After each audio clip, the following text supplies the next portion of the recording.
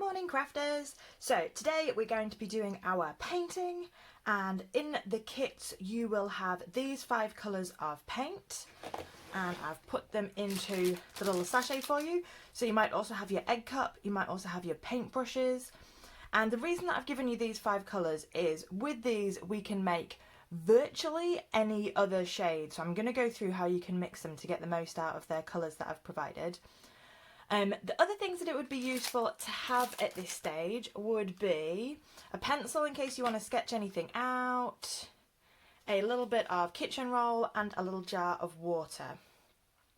And you've got your brushes from the kit, so we'll get those out too. And then again, depending on what you've ordered, you will have a little canvas, a piece of paper or 2 and an egg cup. So I've got all of my bits and pieces here. Let's start with the paints though, and let's start with a bit of mixing. So here are the 5 colours that you have. Yellow, blue, red. These are, apologies if this is really obvious, but I'll go back to basics. These are the 3 colours that we call the primary colours. These are the 3 colours that you cannot mix. You have to have these 3 to mix any others. And then if we do, you might remember this from primary school, if we mix these 2 together, we can get the different colours within. So yellow and blue gives you green. This is where the water comes in handy.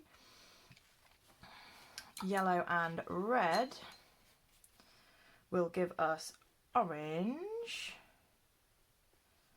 And it's worth, when you're mixing colours, you might notice I'm using loads more yellow than I am red there. So different colours have different strengths. Red is loads stronger than yellow, and even with the quantities that I put together you can see it is a really reddy orange there. I'm going to steal some more yellow. Boop, boop, boop, boop. Yeah, so you need much more yellow than you do the other 2 colours to get nice shades. But there's our orange, that's pretty. I've completely mucked up my my yellow. And for the last one, blue and red together make purple, and for this one I'm going to use more red than I do blue to make purple. Now one thing that I always do for purple is, that's quite a nice purple shade, but I think that the purple can look a little bit murky just with red and blue together, so I always add in a little bit of white to my purples. I just think it gives you a nicer shade, so I'm going to steal some of this white. And I think it gives you a much prettier purple colour. So that is your basics of colour mixing. I have gone very high tech and used a paper plate for this. You can also use a Tupperware lid. You could use a plate that you'd covered with a little bit of cling film to give yourself a nice surface. I don't like to put acrylics on anything that I'm going to eat from later on. You can clean acrylics all the way off, but I think it's safer just to use something a little bit disposable, or use something that you can use for your acrylics again and again as your palette.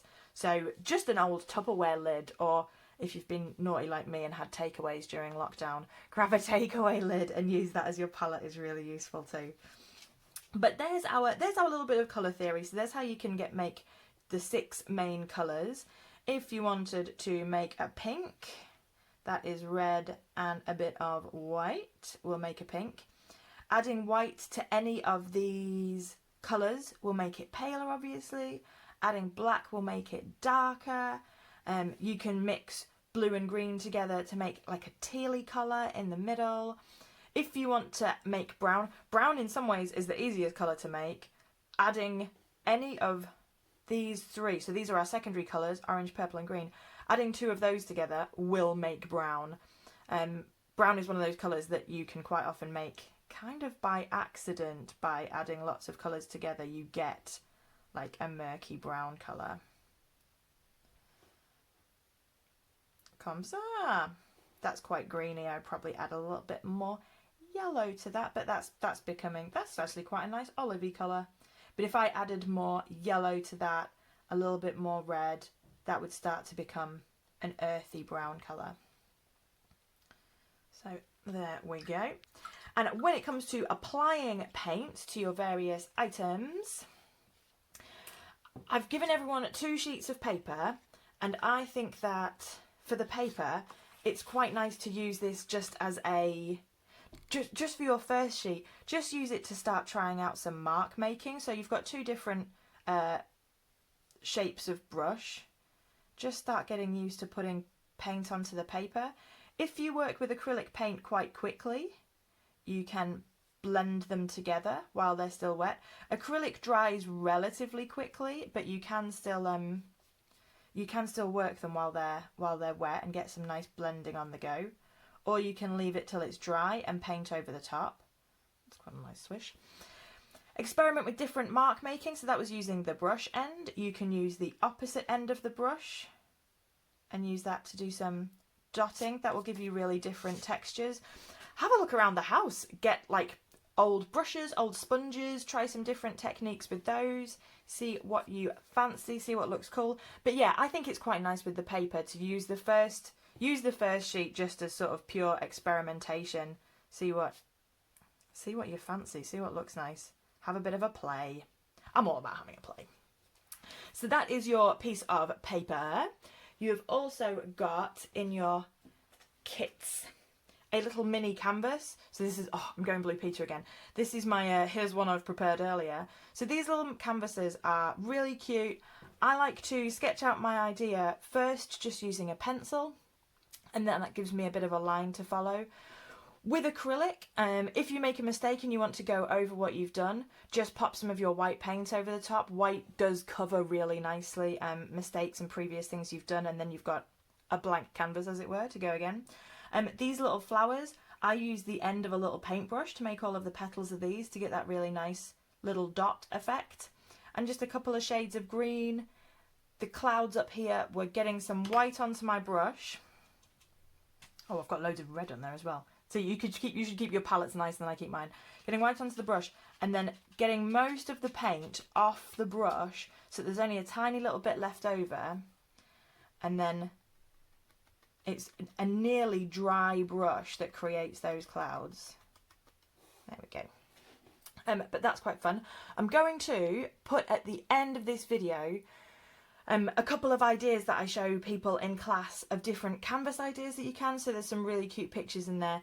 There's one that's a really nice swirly background just with some birds printed over the top, some nice fish. I'll just put a couple of pictures on at the end of just ideas. They're all from Pinterest. Google easy canvas ideas if you want some inspiration, or just see what you fancy. The other little bit in your kit is the blank egg cup. I'm just going to slide this paper out from underneath because I'm betting it's probably quite distracting. Let's just turn that over so it's blank. So we've got our little egg cup. These are really sweet. I have done a couple of tests on these, and what I find is if you paint straight onto them, you get the wood grain showing through a little bit. So again, here's one I prepared earlier. You get a little bit of the wood grain. Acrylic paint, when it goes onto a surface like wood, is slightly translucent. You can possibly even see in the orange where I've ignored my pencil line. So the paint has shown through a little bit so that you can see the pencil line beneath. I don't really mind that too much. I might just pop another layer of the orange and the yellow on. Yellow is the most translucent shade of our paints, and any paint that you've mixed a bit of white in will be the most opaque, so the least see-through.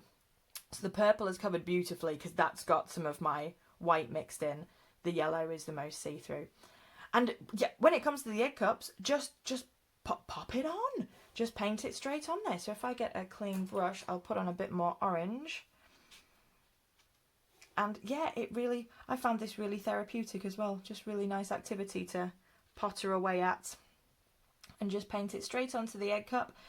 Acrylic dries to be waterproof. So you can give these egg cups a little rinse. I wouldn't want to be dipping them into hot soapy water, so try and avoid getting them too yolky. You could always put a layer of clear varnish over the top if you wanted to protect them a little bit more, but I think they're really sweet just painted up. You can do as much or as little on these. I mean, they're lovely just as the wooden cups, so you could just add some little bits and pieces to them. If you don't like this effect of the slightly translucent paint, use your white and prime the egg cup. So just paint the egg cup all over in white, leave that to dry, and then paint your colours over the top, and that will leave you with a more opaque finish, less translucent as it is here. And if you have a whale of a time with this project, which I hope you do, and you want to have another go, I've given you enough paint to absolutely complete these 3 projects. But if you want to have a further go, you can pick up really, really reasonable acrylic paints as like a bit of a starter kit from the Works. Do a set for, I think £5 or £6, and you get a nice little range of colours. You can get really cheap and cheerful brushes from the Works, and then if you get really into it, you can look online, get yourself some fancy kit to go alongside. But this is just a really nice little starter set for you to have a bit of a taste, as we would have done in the session. So I hope you enjoy it. I hope you've enjoyed the previous 2 weeks' crafts as well. I'm looking forward to seeing pictures. If anyone wants to send me how you've been getting on, that would be lovely. But no pressure, everyone's busy. And yeah, hopefully our paths will cross again. So happy crafting, and I will leave you with a heap of pictures of other people's work as a bit of inspiration. So see you again soon. Thank you.